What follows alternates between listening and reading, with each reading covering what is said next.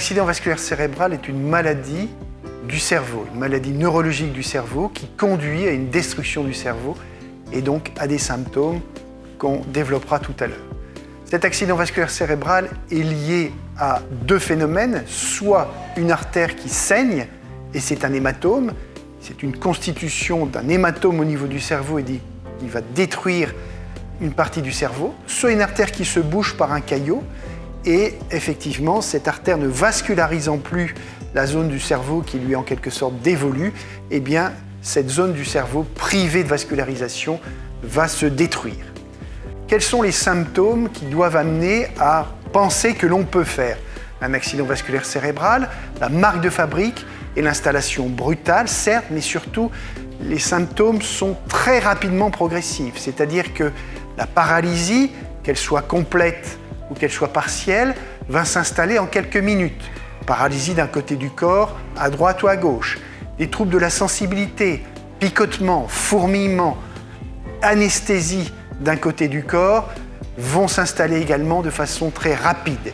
Il y a les troubles du langage. Ces troubles du langage sont soit un mutisme, c'est-à-dire que la personne ne parle plus, soit à l'autre bout du spectre, des troubles, un manque du mot qui va émailler le discours et on se rend bien compte que la personne, tout d'un coup, ne sait plus parler comme avant. Ça peut être aussi une amputation du champ visuel, soit à droite, soit à gauche, et ça peut être des troubles de l'équilibre, une démarche de type ébrieuse par exemple.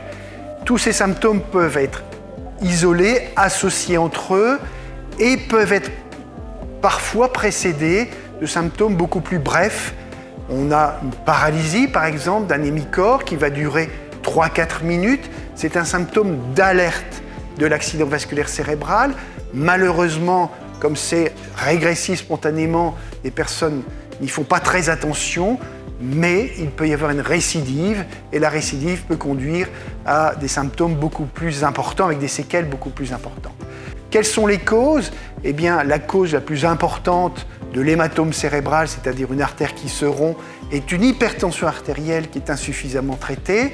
Les causes de l'infarctus cérébral, une artère qui se bouche, eh bien, c'est un caillot qui peut être situé au niveau des artères du cou et qui va migrer dans la circulation artérielle cérébrale, ou un caillot qui est dans le cœur, par exemple à l'occasion d'une arythmie par fibrillation auriculaire, et qui va ensuite migrer dans l'aorte, puis dans les artères du cerveau. C'est l'occasion aussi de rappeler la nécessité d'une prise en charge urgente, puisque si c'est un caillot, nous pouvons essayer de le détruire, soit au moyen d'une perfusion intraveineuse, mais nous avons 4h30 pour le faire, entre le moment où les symptômes débutent et l'injection, ou alors d'aller chercher le caillot par un guide, un dispositif qu'on met au niveau de l'artère fémorale, on remonte dans l'aorte et ensuite on va dans l'artère cérébrale et on retire ce caillot. Donc c'est véritablement une urgence, donc il ne faut pas perdre de temps. On considère qu'une minute perdue équivaut à 2 millions de neurones, en sachant qu'on a des centaines de millions de neurones, mais quand même, une minute perdue équivaut à 2 millions de neurones définitivement détruits.